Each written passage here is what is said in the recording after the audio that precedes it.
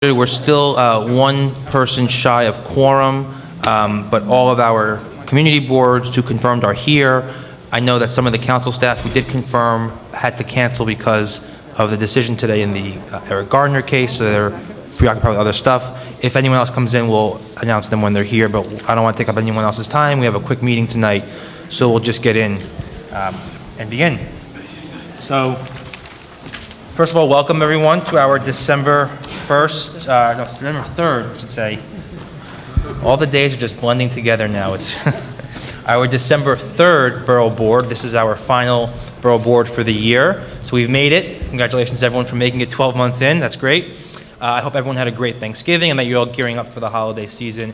I just want to make a couple of quick staff introductions for Borough Hall staff that are here. First, I want to introduce the Borough President's new Policy Director, Ryan Lynch.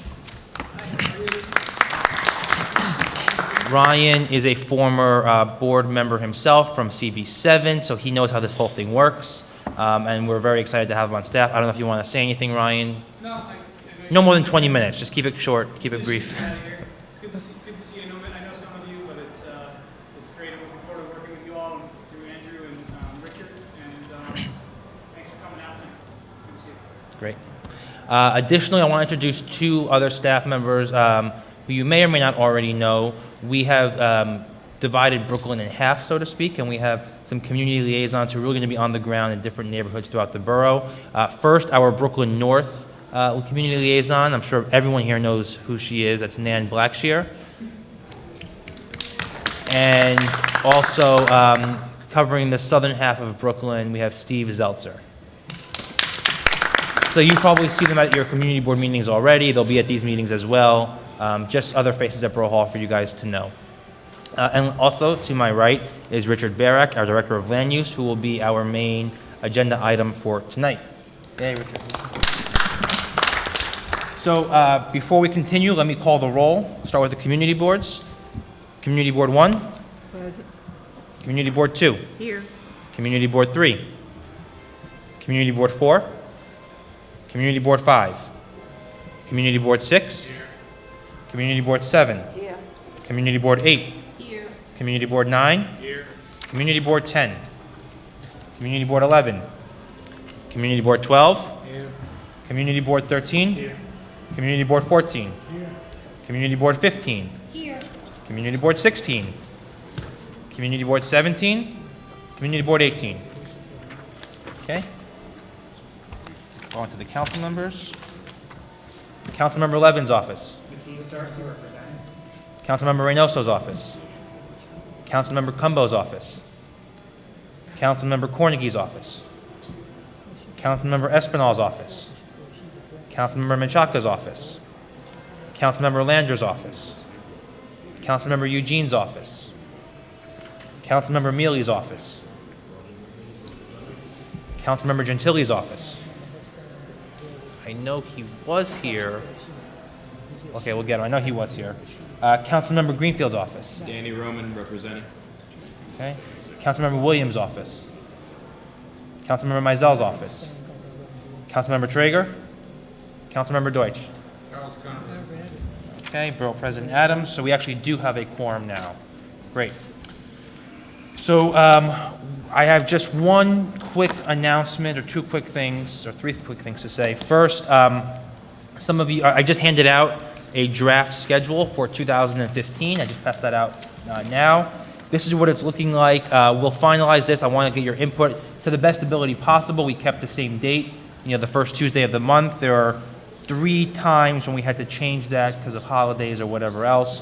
So this schedule is not finalized. Please send me an email or call me if you have changes you need to make or things that you can't make for this schedule, and we'll try to accommodate everyone to the best ability possible.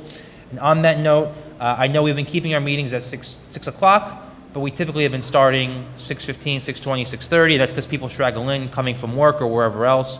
So I wanted to see if everyone is comfortable with the idea of starting at 6:30 to give people a little bit more time to get here. If that's problematic, we don't have to do that. It's just an idea I want to throw out there. You don't have to answer that question now, but think about it, and it's a possibility. This is just a draft document, and we want to hope to finalize this before the end of the year to begin for January. So just send me your thoughts in email later on. That's number one. Number two, some of you may or may not know or have seen this in the papers. There is an exhibit of rare manuscripts that were written by and owned by St. Francis of Assisi that have not left Italy in 700 years. They are currently on exhibition at a private showing at the United Nations, and they are coming to Borough Hall beginning December 17th for at least a 4-week public exhibition, potentially a 6-week public exhibition. Again, this is the first time these documents have left Italy in 700 years, so pretty big deal. And this is the only place they're going to be publicly shown in the Western Hemisphere. Don't ask how this happened or what happened, but we're incredibly excited that this is coming to Borough Hall. It's a huge, huge deal. And we've been getting phone calls from around the country, people who want to make travel arrangements to come see these. So there'll be information on our website. We were going to have a press conference today, but we had to delay it for other reasons.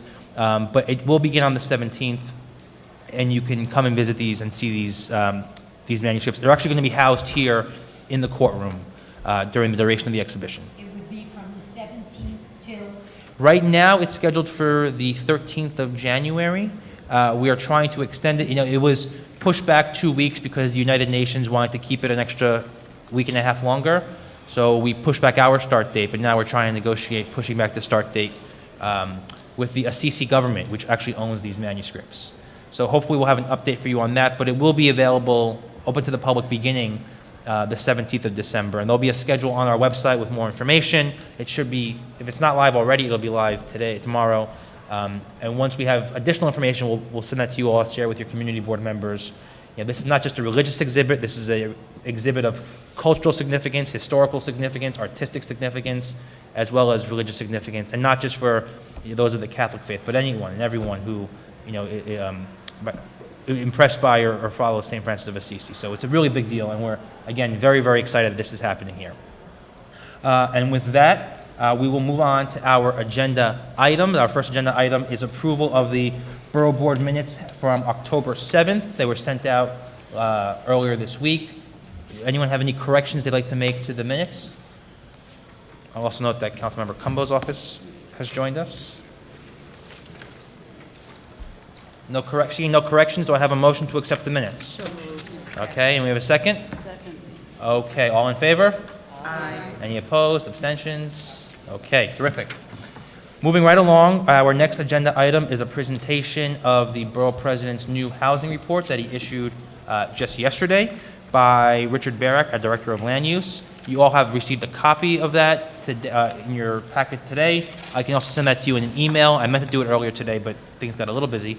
But I'll email that to you as well. You can share that with your community boards, your constituents, et cetera. And with that, I'm going to turn it over to Richard. He'll go through a bunch of slides, and then we can answer questions and go on from there.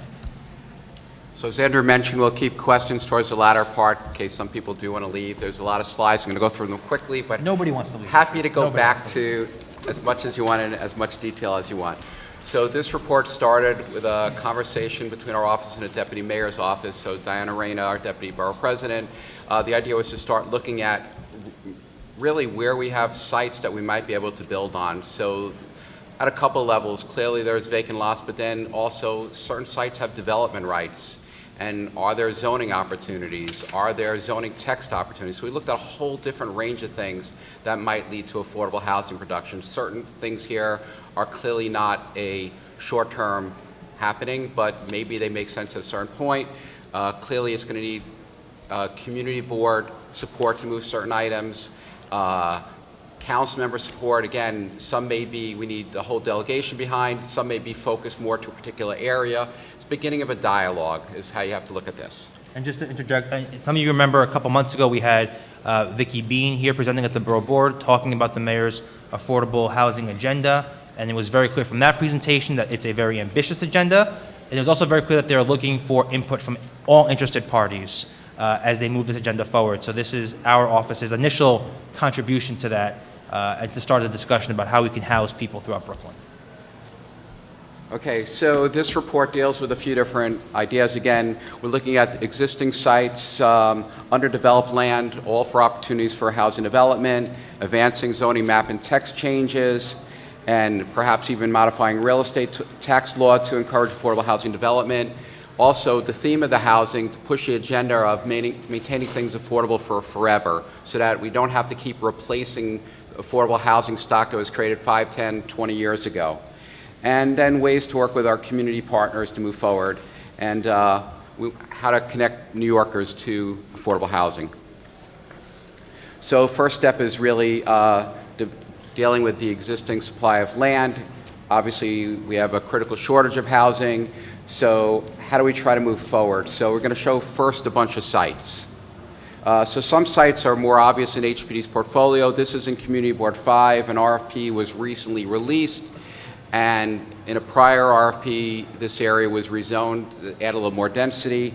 So we're hoping in the months ahead that a developer will be selected and will move forward on affordable housing in the Livonia corridor, but actually also moving further to the west in District 16, there's not as much HPD land, which is highlighted, but there's also some EDC land, because near the train, there was a period when the Nehemiah homes were built that we wouldn't do development so close to the train tracks, so various reasons that's becoming a little bit more acceptable between technology and different funding sources. So another situation, Saratoga and Fulton, this is in District 3, right at District 16. These are another area we're hoping HPD will be moving on an RFP the next calendar year. The Livonia sites in Brownsville, I'm not quite sure when that move, whether it be next year or soon after, but we want to see all these things advance since the mayor's commitment to provide more dollars to make these things happen. Gateway Estates, they're building out a master plan right now. So most recent change led to doubling the shopping center and building apartment buildings along Elton Street north-south corridor. Some of the buildings are already starting to look like that, so we want to see the rest of these sites continuously advance so we can get those units out there to people. And these are examples of the Nehemiah units that are owner units with homeowners and rental units. So it also requires some building, some infrastructure, streets, sewers. So we just want to keep that rolling. Collectively, we're talking about 2,100 units between the Nehemiah and the Elton Street spine. Now, right next to the shopping center Nehemiah, there's a stateside Brooklyn Development Center, and we believe that may have a situation where it becomes surplus land, so we would hope with the state that that becomes an affordable housing resource. So that's something to look at. It's a significant amount of land in the context of the size of Brooklyn. A site we've recently talked about in a ULURP recommendation. This is the former Greenpoint Hospital site. It had a request for proposal. A developer was selected. It kind of got into a pause mode. This is the submission by St. Nick's Alliance. It's about 250 units, decent elderly components. So we'd love to see this thing move forward. And again, St. Nick's proposal seems to fit the bill. And so hopefully HPD will bring some funding dollars to this to get this site moving forward. Gowanus Green, that's also known to some people as Public Place, right on the Gowanus Canal. There was a developer selected several years ago. This kind of paused because of the Superfund announcement, and we're hoping to get that back on track so we all have an opportunity to weigh in during the EULA process. So this is in Community Board 6.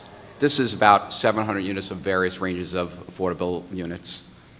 The Broadway Triangle, this is an area just beyond the Pfizer building that we had a ULURP approval with HPD and city planning, and it requires some site condemnation of some businesses to round out the HPD holdings. These would be the sites. So the idea is to move this forward. It's some legal dispute that still has to be resolved so we're able to move forward. But this, on the city sites and the sites that would grow to city ownership through the urban renewal, there's opportunity for about 600 affordable housing units. So this is another significant chunk of land. Something we discovered by reviewing ULURP applications, this is in Brownsville. It's a community court site. We notice it's underbuilt. So we're showing some of the yard area. We believe we could put residential development with the unused floor area. So we're looking at every opportunity like this to see this doesn't require knocking down the existing building, just building up. The question is, how tall is the right height for the community? What's the right incomes for the community? So hearing from Community Board 16 to take the community lead, that's be very useful in the months ahead. Coney Island, so we had a big ULURP approval about 5 years ago, and it has a couple of development sites, and it could have about 4,500 housing units. The council commitment was 35% of the units to be affordable. And so you can see the different assemblages. The upper right, Gargiulo's has that property. Across the stadium to the north is a combination of city-owned property, some private, but mostly city. And then the ball field parking lot and some private-owned land and a little bit more city-owned land.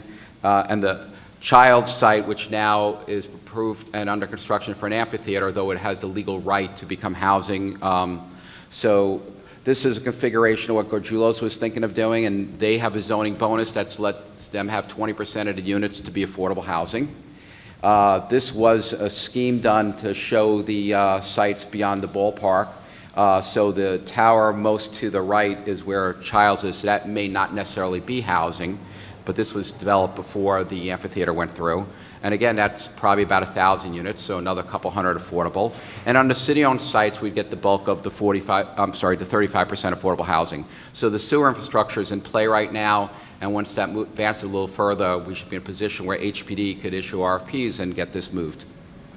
NYCHA campuses, you can see they're spread out mostly in the northern and eastern section of the borough. So this needs a conversation, which sites are appropriate to have housing, what level of affordability, how do the NYCHA campuses change between what open space may be appropriate to give up, are there parking areas that are appropriate to give up? So it needs to be a whole conversation, but it's a lot of potential. The question is, what part of that potential makes sense to move on, and what is the right level of affordability? Municipal parking lots is something we also have to talk about. There's a few scattered in the borough. I'm going to show you some more detailed shots. Brighton Municipal Lot, this has half municipal and half longer-term community parking today, so it's still an opportunity to keep it as a parking a resource for the Brighton merchant community, but it's also an opportunity to build on and perhaps even do senior housing. We had meetings some years ago when actually Councilmember Nelson, and so Charles and I were together many nights talking about this, and then we never quite got to the RFP stage because the economy dropped out. Well, the economy's come back, so maybe this is a time to revisit. The New Utrecht lot in Bensonhurst border area. So the thing is, we're trying to have housing opportunities in all parts of the borough. A lot of the city-owned properties are stretched more to the northern and eastern areas. There's not as much in other parts of the borough, so there's not a lot of opportunity to do affordable housing. So right by the train station, so should this become an opportunity for affordable housing? Doesn't mean municipal parking function goes away. It can always be part of it if that's important. So again, we're just trying to get the dialogue started. What's the right affordability? Is it a higher income, a lower income? What bedroom mix? These are the type of things that it's good to start dialoguing before the city would start jumping out, getting good community input. That's why we want to make these things aware today.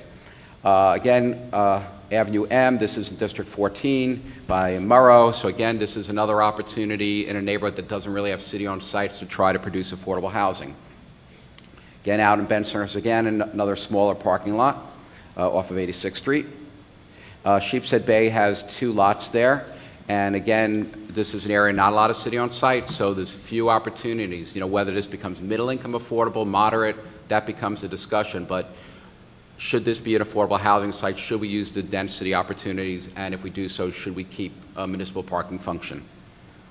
Conduit Avenue, Pitkin, a couple of sites there. The A train has a station right there at Grant Street. Seems to be a little bit of a commuter lot. So again, should this be an opportunity to build affordable housing? The Canarsie lot, the frontage close to Rockaway is actually residentially zoned. Much of the site is not. So if we want to do more of the site for housing, this would also include a rezoning. Something a little more creative, the parking lot for Sears is also combined at the northern end with a municipal property. So this would have to be probably best done in conjunction to do something holistically. There's additional zoning rights from the King's Theater, so something to be very comprehensive here between parking, retail, housing. So this could be a very significant project, would certainly have to be done in partnership with the Sierra site. Williamsburg Bridge Plaza, not quite a parking lot, bus staging area.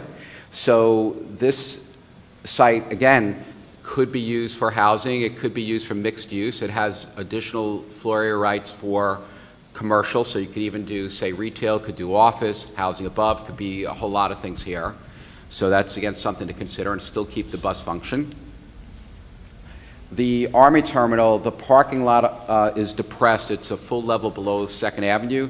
So the thought was, well, maybe a thin deck coming off of 2nd Avenue, maybe running like 100 feet, a typical lot.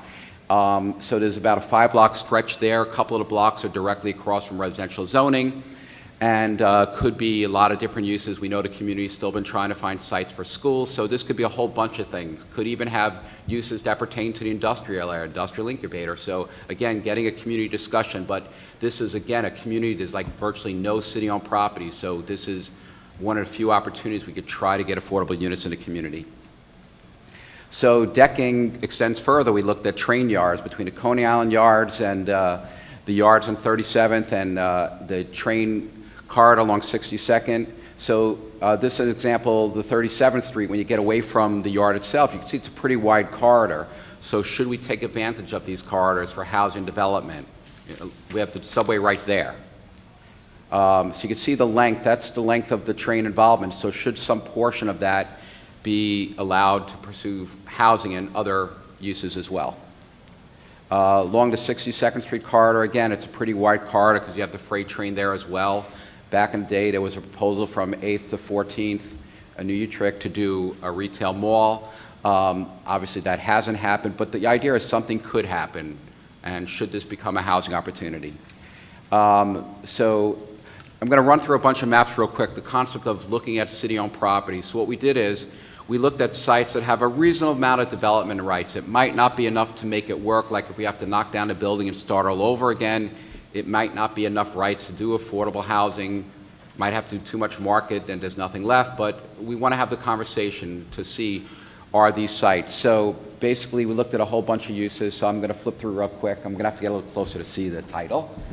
So Agency for Children's Services, so some of these may be buildings that the city leases, some of them may be tot lots next to the daycare center, but it's not just simply about using the site. Sometimes it's simply about transferring the air rights and not displacing the function. We could make these maps by community board, we can make them by council district, so if you want to have further conversations, we would take all these maps, about to go through real quickly, and we can make a composite map and have discussions with you in the months ahead. So just go through real quick. So we have, these are a blend of agencies that only have pretty much like one site in the borough that we think works. And these are pretty much residentially zoned sites or permitted sites. The library system where we have development rights, citywide administrative services, those are typically vacant lots. DEP has a couple of sites throughout the borough. Homeless Services has a few sites that have excess development rights.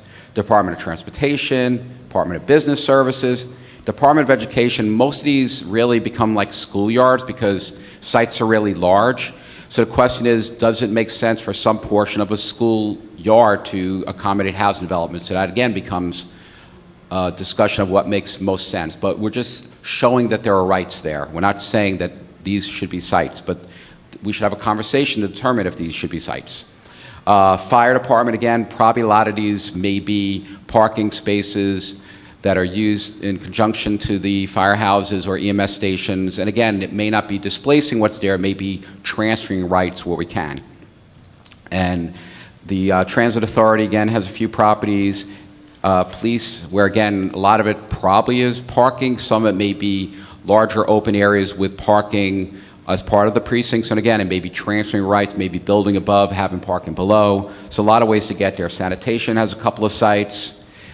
Then non-city, but U.S. Postal Service, you'll find a lot of one-story postal branches in your communities, and some of them are not leased.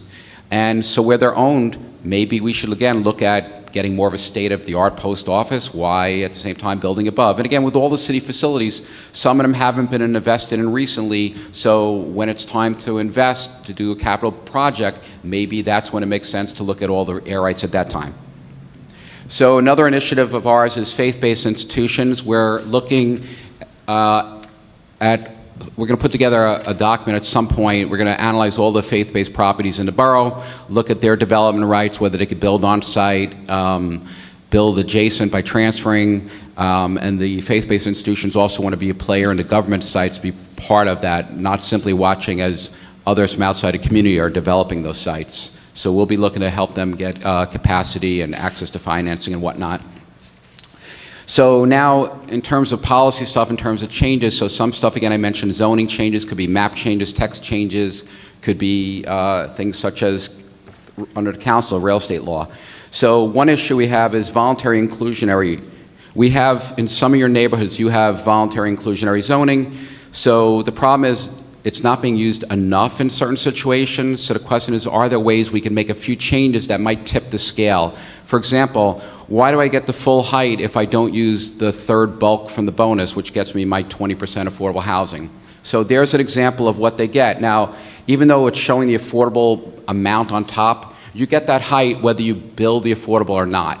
And so basically, maybe instead of getting that height, we take away a floor or two if you don't want to use the bonus. This way, the value of that extra height gets leveraged to try to tip the scale, so maybe more people will use the bonus. Another issue we have is that the areas that were maybe good candidates for voluntary inclusionary zoning weren't considered at that time. So maybe we're not going to go to mandatory because that would require an upzoning. So maybe in a more neutral way, we could get those areas changed. The idea being that if a developer has to do affordable housing on site to get 421A, but they're not getting that extra bonus, maybe if we give them the extra bonus combined with the 421A, maybe we'll have success in getting the affordable housing. So some of the neighborhoods, I'm going to show you a map that also have the names there. So across the borough, some of the areas that were zoned before the city made it a voluntary practice, Dumbo, Bridge Plaza, the special downtown Brooklyn district, in Prospect Heights, Vanderbilt, and Washington, wrapping around Crown Heights North and South, Grand Avenue, K, M, Kings Highway. Those are areas that were upzoned before voluntary inclusionary. So maybe it's time to go back to these neighborhoods so that they get the extra floor area potential, but no extra height. In fact, we would hopefully reduce the height unless they do the affordable. Then we looked at a few areas that, so again, 4th Avenue was one of the corridors, so this one I'm just popping out a little more detail. That was the area that was upzoned about 2004. It was not subject to the voluntary inclusionary. Ironically, just south in District 7, the same 12-story buildings have the voluntary.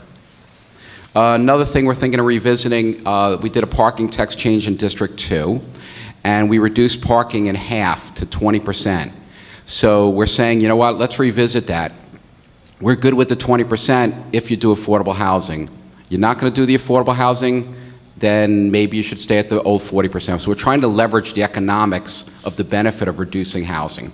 So that's the concept there. And the downtown area, just give you a little sense where it is. So other things is right-sizing parking requirements. We did this as part of the downtown Brooklyn plan under the Bloomberg administration, where the affordable housing in downtown would not require any parking. So that concept could be further considered in other parts of the borough where we have transit-rich areas, where maybe the requirements drop to zero, maybe they get cut. As it is, affordable housing has a reduced requirement compared to the market rate units. So 421A, what happened was when we had a change a few years back, in order to get 421A, you had to do your affordable housing on site.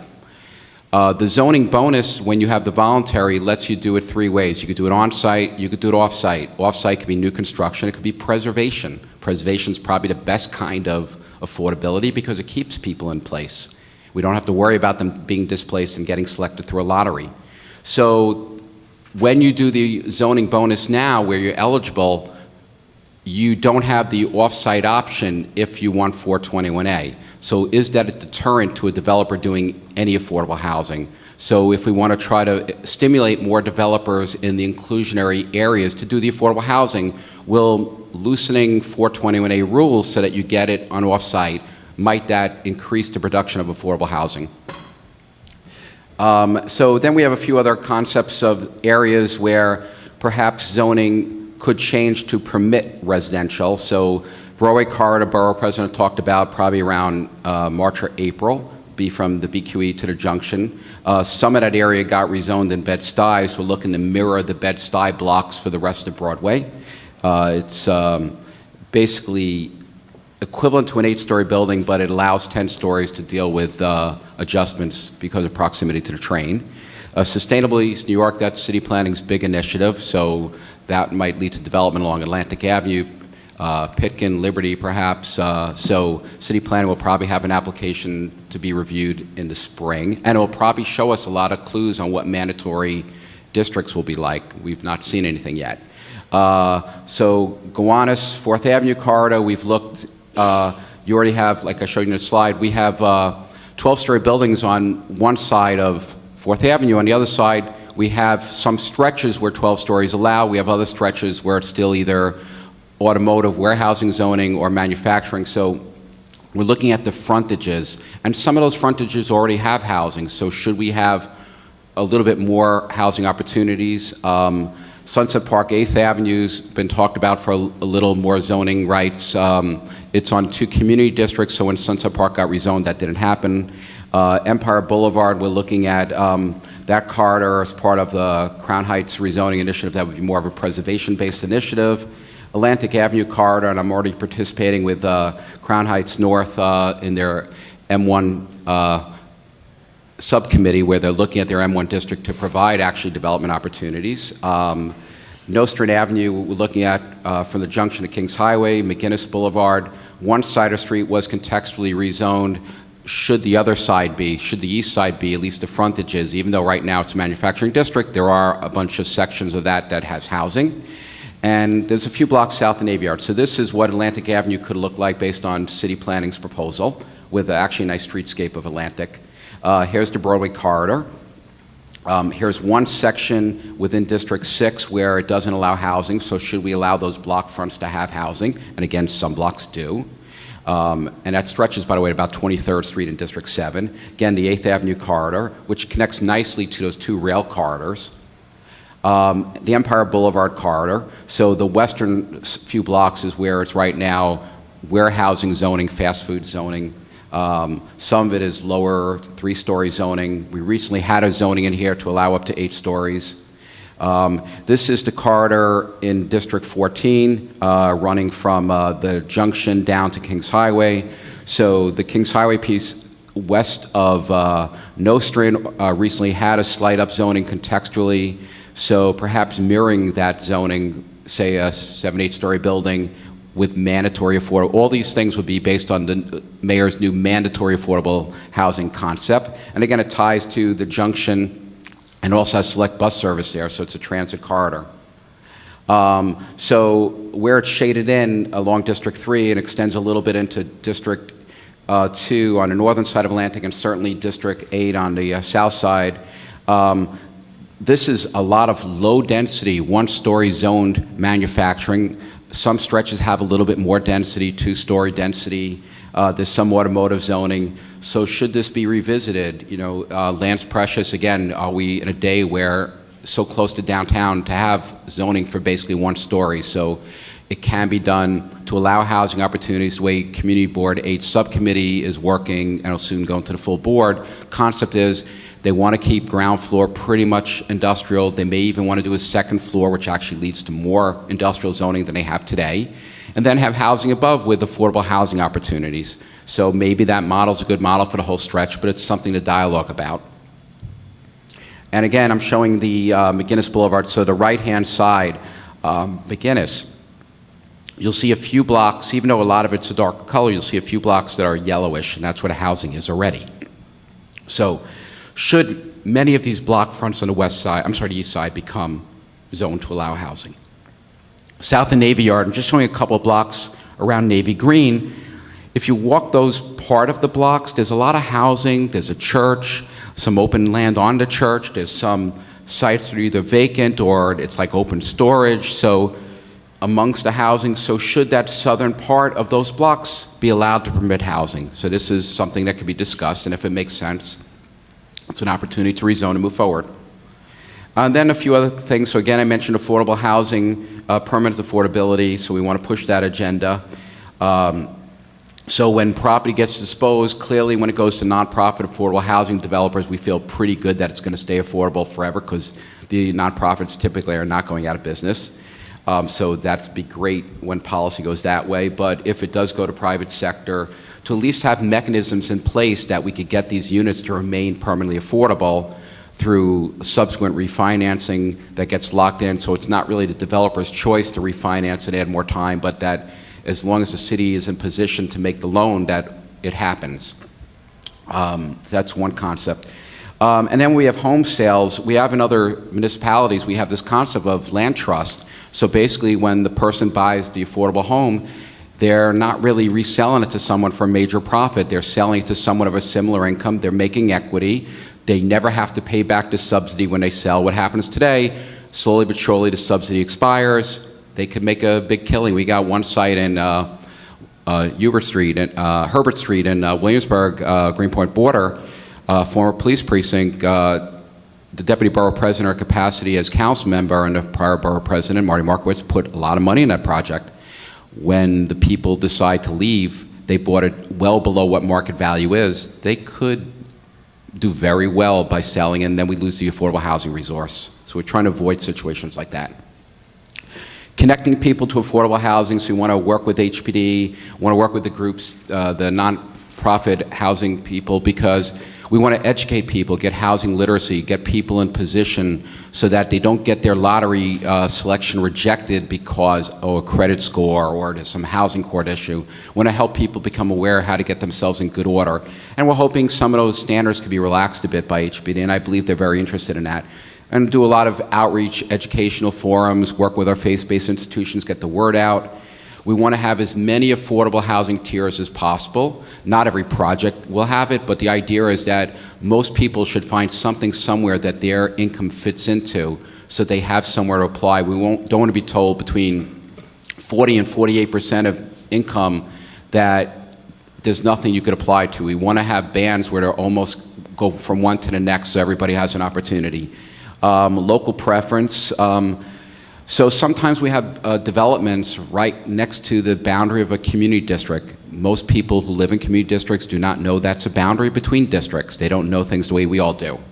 So should we modify local preference to be a little bit more flexible? Perhaps in some cases using a zip code boundary. You know, we could look at the situation. We had a situation in downtown Brooklyn recently. We weren't coming close to 50% within the neighborhood for various reasons. So should we have opened up to adjacent community districts? So these are some of the type of concepts with that. And then usually these selections are based on 30% of your monthly income, what you could pay for rent. Thing is, some people today are paying 40, 50% of their income for rent. They're living in substandard housing. So if their rent is the same or higher than what the lottery is calling from, but that is more than 30%, we want to make sure they're not excluded. You know, yes, it's not great that they still have a bit of a rent burden, but if we could reduce their rent burden, get them into stabilized housing, quality housing, I think that's an important policy goal. And another thing we want to see more, we've seen one example in the city, seniors raising their grandchildren. Like to see that happen a bit more often as well. So maybe some sites that go for out to developers or nonprofits to develop that. Occasionally we can see this as something that happens. And we may be done. So here's the most important part. We want to have a collaboration with the elected officials, community boards, our neighborhood civic groups, our stakeholders, how to best use these city-owned properties, what zoning reforms we want to move on, use of the capital budget appropriations, discretionary capital. We have reservation from the borough president. Our council members have that. So how we use that to best move forward on these sites to achieve our affordability objectives, whether it's income, whether it's bedroom mix, whether it's for seniors. And so basically we're looking to continue the dialogue so we could have an agreed upon agenda together. And questions for those who want to stay the whole night, we're here. Thank you, Richard. We'll take questions. Richard.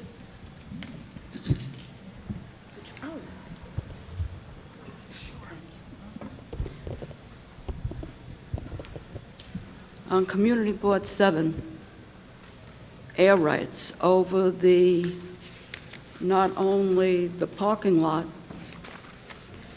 but the the railroad tracks. Do you see that as a huge problem, acquiring air rights? So in the case of these sites, they're all city or municipally owned. So the cost isn't so much the land, the cost is building the deck. So the question is, when does the economics of building a deck work that we could achieve a community objective? You know, years ago, there was an attempt in the 70s to build a deck over some of that to do a high school in Sunset Park. Obviously, the city went to a fiscal disarray, right, so it didn't happen. So, you know, when the amount of development makes sense, how much market rate do we need to make this happen? How much other uses that are market-based, like tech offices or whatnot, to make this happen? How much are we able to cobble together with subsidies to make it happen? So the question is what year, but again, the easier sites, you got to figure are going to happen first. So clearly the HP portfolio, you got to figure is going to happen first. There may be a few exceptions, like I showed that Amboy Street slide, where the court site, they don't have to spend any extra money, they just have to fit in the building and figure out, right? Those are more like a first thing. So there's time to figure it out, and then the question is, when do the economics work? What is the density level the community wants? What are the other uses? And how to package all the dollars to make it work? And obviously not have it be altering the quality of life in an adverse way. Following up on that issue, is there any reason not, to the extent decking options are being considered, any reason not to include the QE ditch? There's a couple of things different about that decking opportunity from the rail. You have air quality issues for the cars. You don't really have that the same way from the train. I mean, it doesn't mean you can't get there, but now you have another layer of things. So I suppose that could be, you know, you never say it's not on the table, but it's just a little extra issue that you have to deal with, because you have to deal with where is the exhaust going, because it doesn't disappear when you put a deck on. It comes out somewhere. So that's certainly one issue. And then construction logistics over a very active thing versus the pace of some of the rail sites, so it's a little bit more complicated, but I would never say never to that either. So the downtown stuff was already approved for 20%. All right, so basically what's happening there is, probably the other way. So they already got it, the developers already got this gift, let's say. So the question is, if you got the gift, can we at least get the affordable housing with the gift? Right, the developers are saving about $40,000, maybe $50,000 for every parking space they don't provide. So the question is, can we leverage some of that savings to make sure that, yes, they will use the affordable housing? Downtown Brooklyn, by the way, not all sites, but many sites have a zoning bonus. It's just not the same 20% that we have everywhere else. It's a 20% bonus, but it doesn't lead to 20% of the units being affordable. So the question is, can we get every developer to use that bonus, because then we're getting the affordable housing? So they get two things. They get the market rate drops already from 40% to 20. The affordable is 0. And look, downtown Brooklyn's a tremendous mass transit area. So the... That it still doesn't translate to people having to use a car. No. But, I mean, look, if somebody wins a lottery, they obviously have an existing situation, and they have to consider. So if they own a car already and they want this unit that badly, they're going to have to obviously make a choice. But that choice, the policy, the rules are in effect already.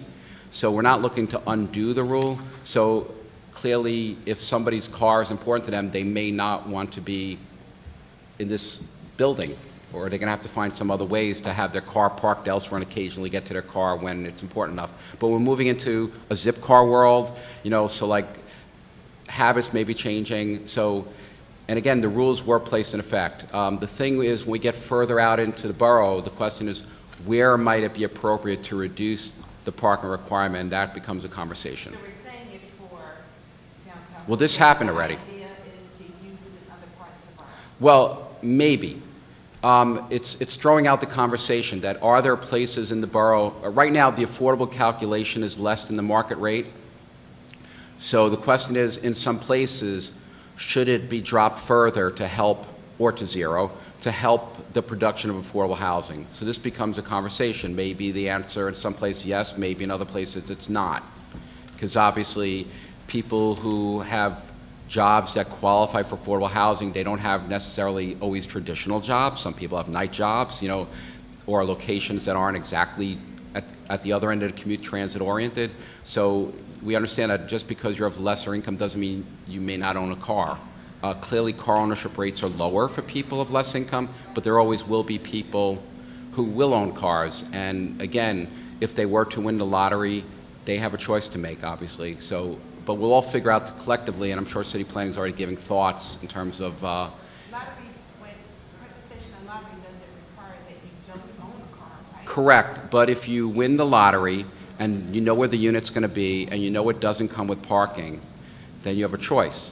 Now, and the second thing, by the way, the developer who does a blended building, that developer has no written obligation to make the rate of parking any different from a market rate unit versus the affordable.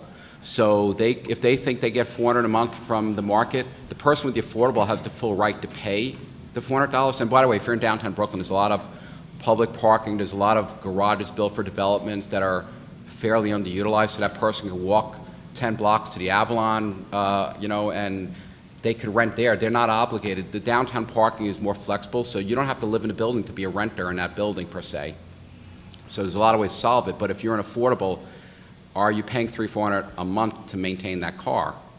So that's, you know, a question people have to react to. Scale and- Correct, correct. These are just Correct. possible scenarios. I don't think the city will simply look at this and decide they're going to run with something. I think everything I hear out of the administration seems to be outreach and talking to people. So, but if something's going to happen at some point, you would want community sense, right? So you have a lot of time to think about, does this make sense ever?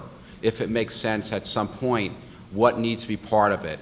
You know, these are the incomes in our community. We need to hit people who are not finding apartments at $1,800 a month, so that's the rent we want to hit. You know, we need this amount of bedrooms for these. We don't want to see studios in one. So, you know, if we ever move forward, what is the right thing if we move forward?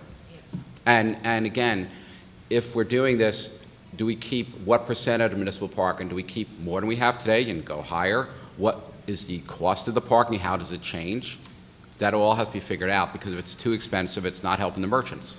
Well, where they build to be determined, but clearly these developments have excess development rights. So if there's an appropriate way to place them on the land itself, so whether any of the parking, whether a playground gets touched, whether it's lawn areas between, you know, is there an appropriate place to site any of the excess development rights on the campus? That's the first question. And if so, what's the right incomes we want to hit? What's the right bedroom mix we want to hit?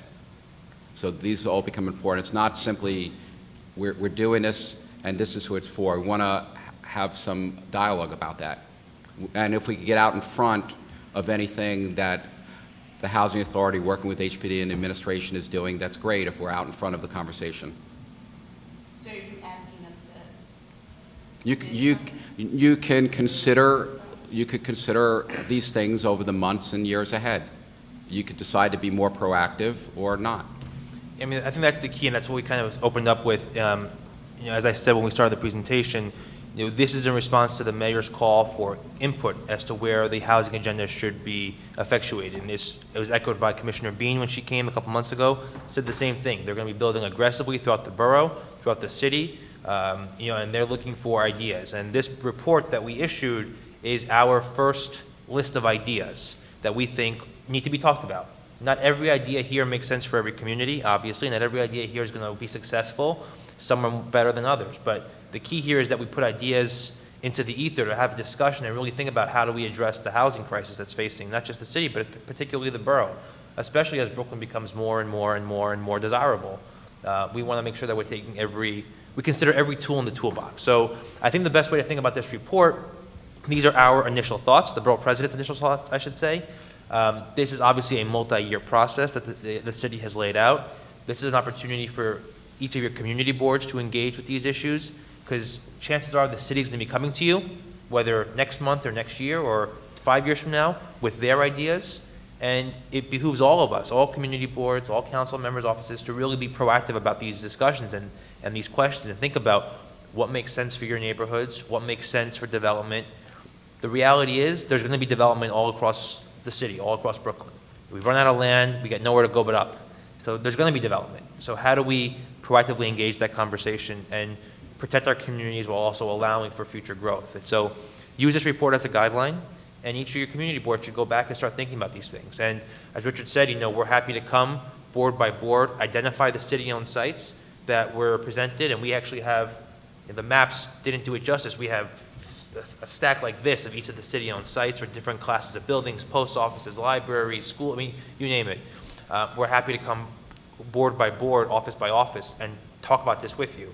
And I'm volunteering Richard to do that. He's happy to come board by board, office by office, to come and do this with you. And I think it'll be a useful exercise. But if you come here, we have an interactive way of running the mouse over the dot, and it pops up with information. So if you come here, not that I'm looking to No, save we'll give travel you a laptop. time. It's but okay. We'll give you a laptop. You're Not good. sure if I'll be able to do that on the computer, but we'll so see. think of it that way. This is really, it's an opening of the discussion. And we want you to use this in that way. And we're happy to continue to be a resource for the community boards and the council members' offices in that way, to the extent you want us to be. And that's what we're here for. Sri. Hi, I'm for affordable housing, because you're right to build up, but I don't hear anything about who's going to build schools. Because we build up, we have more children, so the schools are already overcrowded. So I haven't heard anything in conjunction with affordable housing, where you're putting the schools to accommodate the children. Yeah, in the remarks that I've heard, Chair Weisberger's Department of City Planning Commission and Director of Department of City Planning, I've been hearing the idea of looking at things more holistically we've ever seen before. So clearly, city planning is looking to play a more involved role in the city's capital budget, which is a great thing. And so the idea is of building neighborhoods, not simply we're just going to be blinders in building housing. So again, as we look at these city-owned resources, what needs to either be with a school, what becomes a school instead, because if we don't do the school there, we have X amount of places we could do housing. There's only so many places that may make sense for a school. Like when I mentioned the Army Terminal earlier, I mentioned the word school because they're working real hard to find school sites in District 7 without condemning properties. I mean, last time they were able to take some warehouse space away. We're trying to get it away from the era when homes had to be taken to create school sites like they were in the 60s and 70s. So yes, some of these sites may be school solutions as well. And that's why dialoguing and figuring this out makes sense. Because there's a school that was recently built by the Gateway Mall, and the house is going up, and I can see that school first in that city. Because you have the kids on this side of the area, and then you have the, I would say, new kids, because you have the new development, so where are they going to go? Right. And when they did the studies, the environmental studies that went through the approval process for the Gateway, they did look into things like that, but again, studies and realities sometimes come together, sometimes they don't. So Department of Ed has to constantly be filtering to kind of try to be somewhat ahead, but they never get ahead because of the funding cycle to build. So yes, an important issue. And, and when the city announced their East New York, Sustainable East New York plan, that was really part of their conversation. We want to build a whole sustainable community, not just buildings. It's really about building a community. And that's definitely on the city's mind. That's definitely, we weren't explicit with that. We're school sites here, but I think everyone is very cognizant of the fact that we need to be building out whole communities, not just housing sites. Because you don't just need a place to live. You need a place to live, you need a place to work, you need a place to send your kids to school. It's a whole package. Well, just to run on the tailcoats of that, where people are going to walk I missed all of those other conversations. So on city-owned sites, disposition process requires an environmental assessment. It may or may not go into deep enough level on rezonings and text change. Clearly, it is environmental. On something large, may even trigger environmental impact statements. So yes, that should be part of the conversation. So at least in most of these city-owned situations, there will still be need for further public review. There are Well, beyond the city-owned properties, because right now, city planning is developing a plan for Atlantic Avenue. That's, by the way, East New York section, that image. Right. But, so they're doing a plan for Atlantic Avenue, but again, I haven't heard any conversation that discusses how does this affect the transport of goods, how is it going to affect our delivery to our supermarkets? Like everybody wants to talk about fresh food, but you can't get it in. Right. And this is such a large rezoning. It probably will have an environmental impact statement. If not, it's clearly going to have a significant environmental assessment. So the question is, how adequately is that presented when they put the document out there, which probably we're talking 4 to 6 months from now? So it's a good point for when it's time to review this. And obviously, Community Boards 16 and 5 will be part of the formal process to review, and the borough president follows with a review as well. So that's a fair point. And just because you're representing another board, you're still a citizen of Brooklyn. So anybody should feel welcome to comment, because you're still affected even if it's blocks away. Question. Of the housing authority developments that we have in Brooklyn, how many apartments are actually empty in this room? Yeah, I don't know how many are warehoused for special situations, but they have a tremendous waiting list. Their waiting list probably equals like 1/3 of the number of apartments. I mean, it's a very... What defines a special?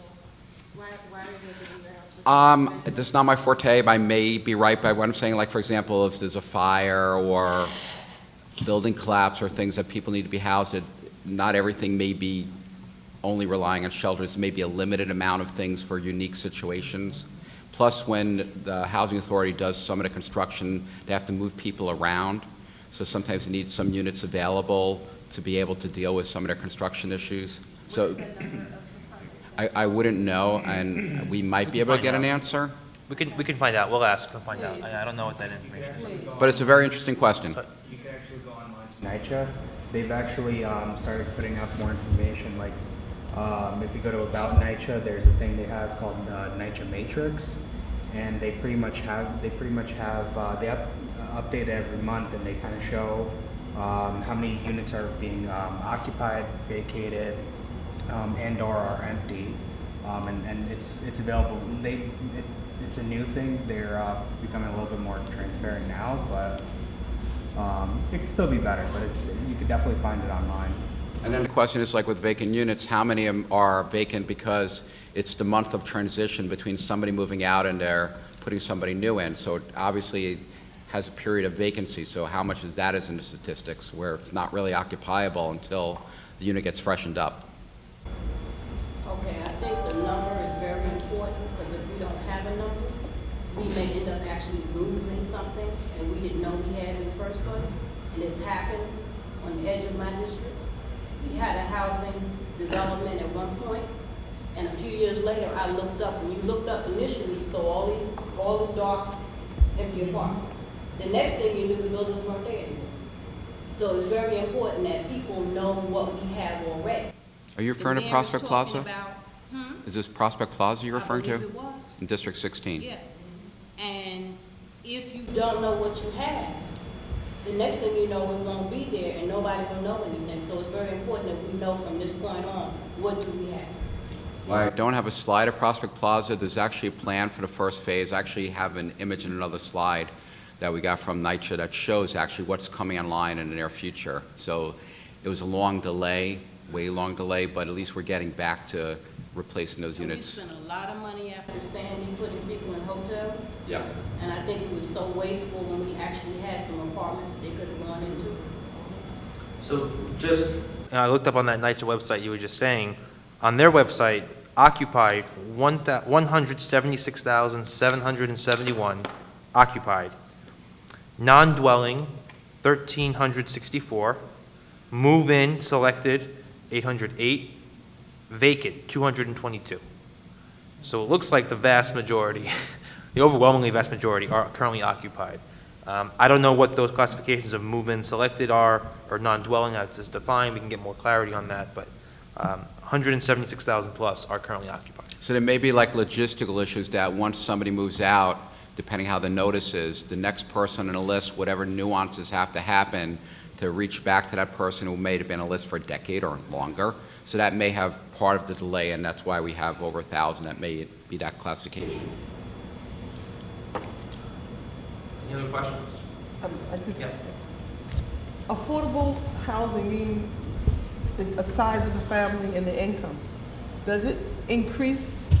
So, yeah, the larger the household, the more household income they could have and yet still be at the same level of affordability. And there is... How long? Until I'm not sure you mean by In that. other words, if you move in and you're paying a certain amount of rent, right? Does that rent go up according to your income? Most of these things are tied to rent guidelines board, so the rent stabilize, they become in essence like rent stabilized units, so if there's an increase, 1%, 2%, they're gonna get that same increase. Obviously, if it's a home ownership affordable housing unit, there is no increase, you're on your own at that point. But with the incomes, a lot of different programs come with a lot of different caveats, whether it's a bond, whether it's tax finance, whether it's tax credits. So some of the programs dictate the level of affordability. What happens is, let's say something says you can't earn more than 50% of income, but the rents are set at 48% of income for the certain household size. And so it's such a narrow band. So some programs are more flexible, and the administration has new tools and not as familiar with their term sheets, but I believe the administration's moving towards more ranges of incomes to accommodate. The other thing we've seen is a lot more often you'll see more studios in ones because of the way the subsidies work.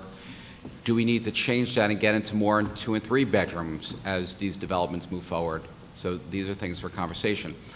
The zoning bonus is based on a standard of 80% of area median income. So anything using the zoning bonus, for the most part, doesn't exceed that. There's a few exceptions, Williamsburg Waterfront, Greenpoint Waterfront. 421A pretty much is not to exceed 60% of area median income, so sometimes those things dictate who gets the units.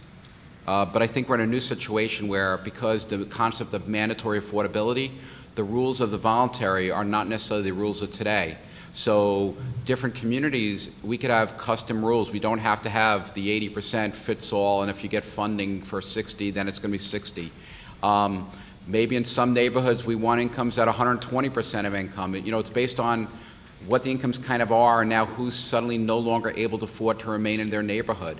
So different neighborhoods, we're going to have different solutions, and that seems to be where the administration's heading. And just before we close out this topic, unless there's any other questions or comments, the other piece to this, we're talking about development here. The mayor's agenda is to build 80,000 new units and preserve 120,000 units. Next year, the rent stabilization laws come up for renewal up in Albany. So it's going to be a big fight legislatively, a big issue. And that's a big way that we can help keep people in affordable homes, is to, preserve the existing laws, strengthen those laws.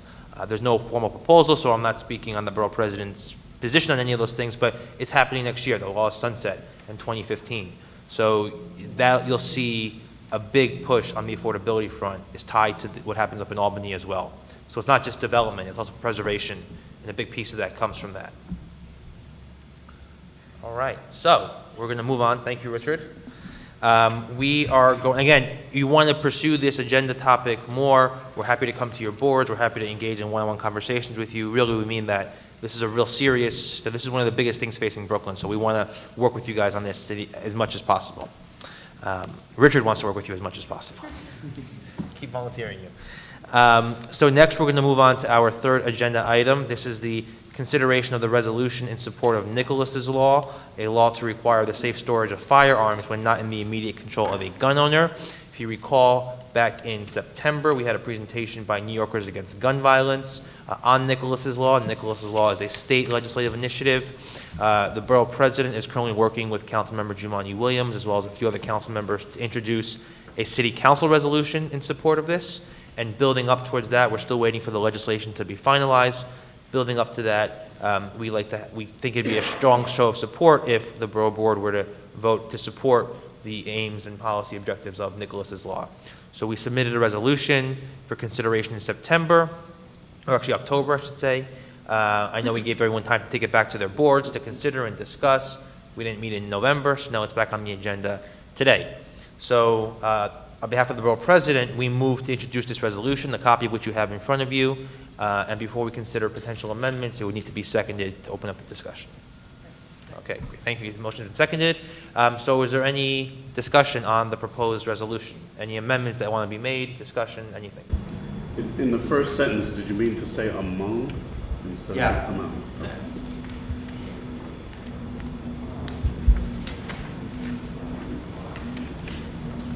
Noted. Since I think it's incumbent on anyone considering legislation that potentially impacts constitutional provisions to consider the constitutionality.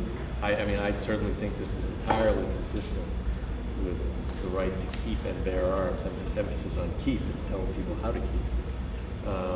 I would suggest that we include a whereas clause that, that it's in the view of the Brooklyn Borough Board that this legislation is entirely consistent with the Second Amendment. Okay. You heard that? Was that from you? The suggestion was to include a whereas clause saying that Nicholas's law is, in our estimation, within the, is a constitutional, is not an unconstitutional infringement on the Second Amendment, in other words. That it is constitutional to allow you to keep your arms, but just regulate how you keep them locked up safely, which is a reasonable accommodation to be made.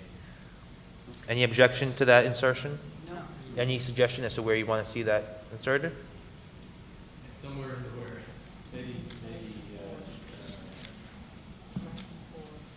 maybe after. Right before, so right before so we'll make that the second to last whereas? Yeah.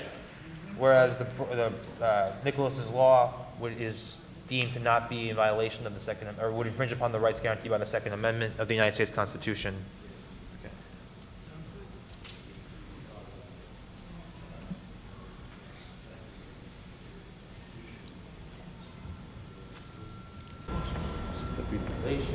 For on record as having actually considered that. Okay. Any other amendments? So we're saying that right after the paragraph that reads, whereas the proposed legislation is submitted with subject. Yes. Unless you have a different idea?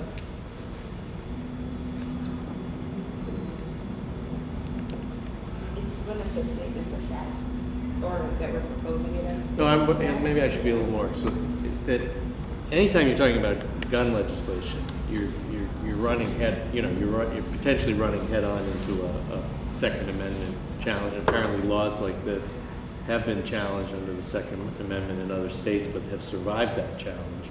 I specifically asked that question when this was considered, and I think, it's not just for courts to consider constitutionality, it's for anyone who's sort of taking a position on legislation, any kind of public body, to consider what, think about, is this consistent with the United States Constitution? And, well, I haven't, I can't claim to have read those cases where laws like this were tested under the Second Amendment. It sounded to me entirely reasonable that they would have survived a challenge because, the text of the Second Amendment talks about infringing on the right to keep and bear arms, and all this does is sort of tell people how they should keep them. It doesn't tell them they can't keep them. So I thought that it might strengthen it to add that for this body, if it's putting in its view on the legislation, to indicate that it actually did think about the Second Amendment in this context, and that we're comfortable that it doesn't raise any Second Amendment issue. Okay, so we're saying it's not. No, I'm not suggesting that this.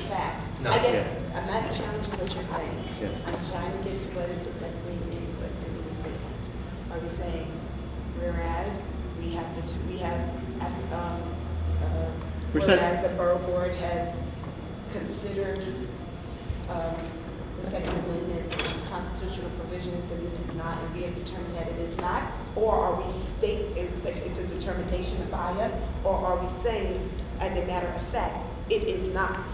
Well, I don't know that we're not. That's what I was Yeah, asking. no, I think it's more the form. I think so. The way I wrote it down was, whereas the proposed legislation is deemed to not be in restriction of the rights guaranteed by the Second Amendment to the United States Constitution.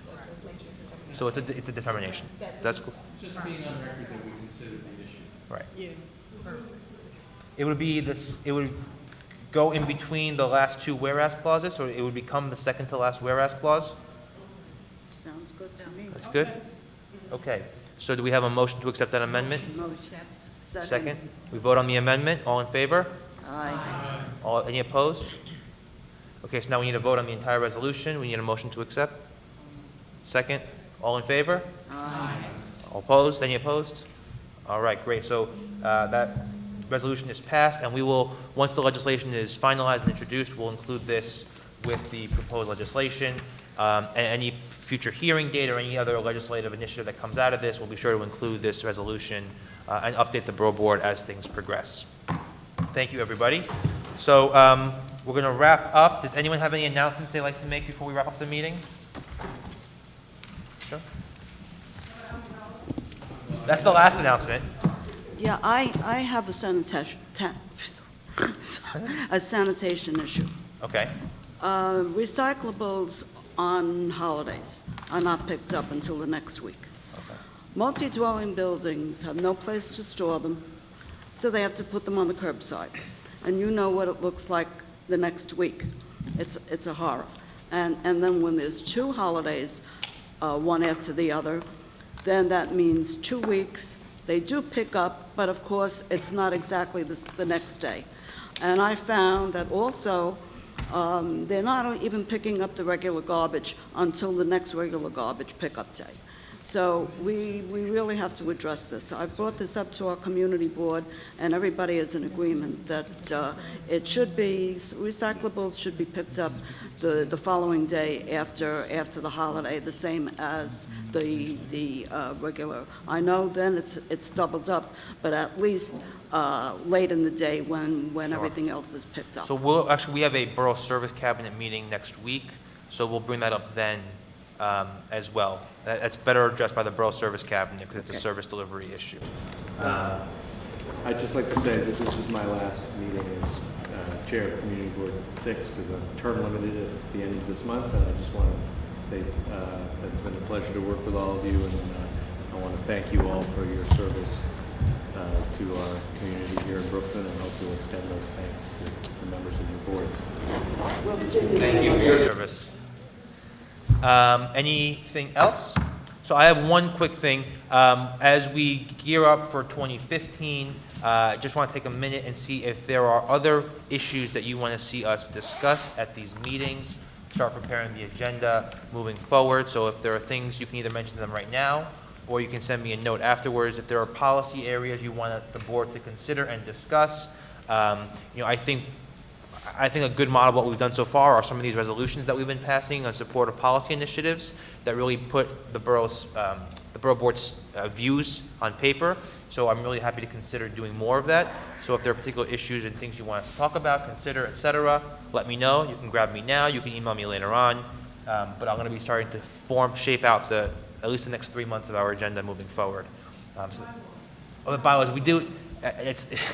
I'm glad you mentioned that. They've been sitting on my desk, and I keep looking at them. We will revisit the bylaws for sure. I know a number of you have expressed interest in helping out on that. That's just one of those things that we haven't gotten to yet as a board, but we will definitely get back on track with that for sure. And we're sticking with summer meetings. As of right now, we are charter mandated to have summer meetings. I know it kills us, but we're charter mandated. We have to meet monthly. That's what the charter says. So if there comes a time where we need to cancel a meeting, I think we didn't have our August meeting this year. We skipped August, but we had one in July. So, we have to do what the charter requires. If you can't make it, you can't make it, but that's what we have to stick with so far.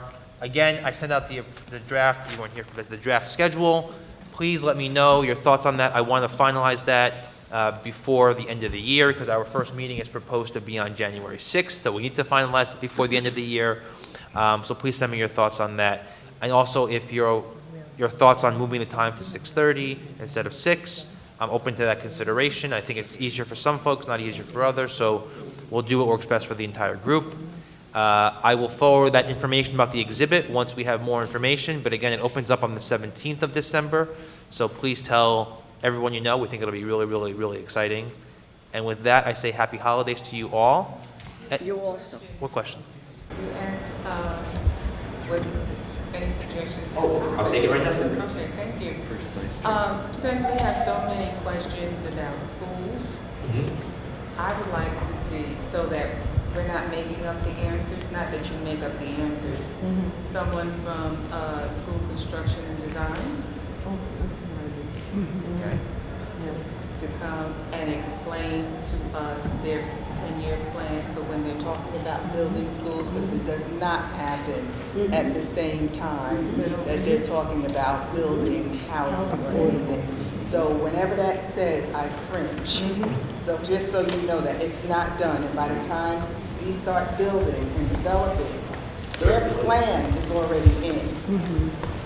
Okay, so I would like someone to come and have dialogue with us about that, because waiting, you're saying that this proposal here, that the borough president, I know everyone wanted to go, and I'm sorry, I was quiet here.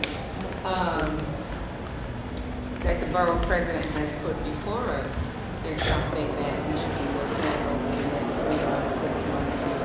We don't exactly know when this comes to fruition.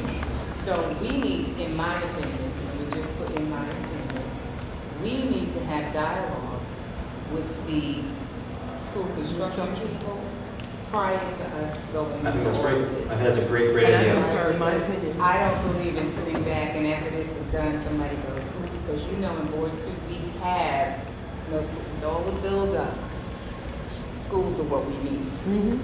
Very bad. I think that's a great idea. We'll work to get them here. Actually, actually that reminds me, I was trying to rush too soon. Some of you may know that the city is considering this proposal to put in free Wi-Fi kiosks across the city and basically take the existing payphone network and convert them into Wi-Fi kiosks that would also have payphone service, but would also provide, in some areas, up to 1 gigabyte per second Wi-Fi connection, which is tremendous. I mean, that kind of speed doesn't exist other places. That's really exciting. It's coming to a vote next week at the Franchise and Concession Review Committee, at which point, if it gets approval, which is still up in the air right now, it would then become the kind of take effect immediately. We've already talked to the city about some of the concerns that have been voiced about this proposal in terms of where we're going to be siting these locations, and they've expressed a strong willingness to have a lot of community and stakeholder input. So it's my intention for the January meeting to have as one or the principal agenda item a presentation by the city on the entire Wi-Fi payphone program, because it'll have then been finalized. There's up to 3,500 sites that are going to be located with community input. That translates to about 700 or 800 or so for Brooklyn that are going to be installed with community input. Some have to be located in certain areas based on existing payphones, so we can't change all of them. But keep them in the back of your minds. After we have the presentation, we're going to ask the community boards to help us develop like we did with this. We came together with a proposal we sent to the city. We want to really hear from you, community boards, bids, everyone, where these kiosks should be located and where it makes the most sense. You know, maybe we don't need free Wi-Fi in this plaza in front of Borough Hall because we already have it, but maybe we need it out somewhere else. So that's going to be a big thing. And this could potentially be a game-changing initiative run by the city. So this is a lot of potential to open up, or I should say close the digital divide in a lot of neighborhoods. So that's our intention for January, and I'll keep you updated on that. But these are the kinds of things that I think we should be continuing to talk about, this, School Construction Authority, et cetera. Anyone else before I prematurely rush to close the meeting? Okay, then with that, I say happy holidays to you all. Please get back to me on the schedule, and I will see you all in January, if not sooner. Okay. Motion to adjourn. Second. Wouldn't that be funny if we couldn't get out of here? Okay, take care, everybody.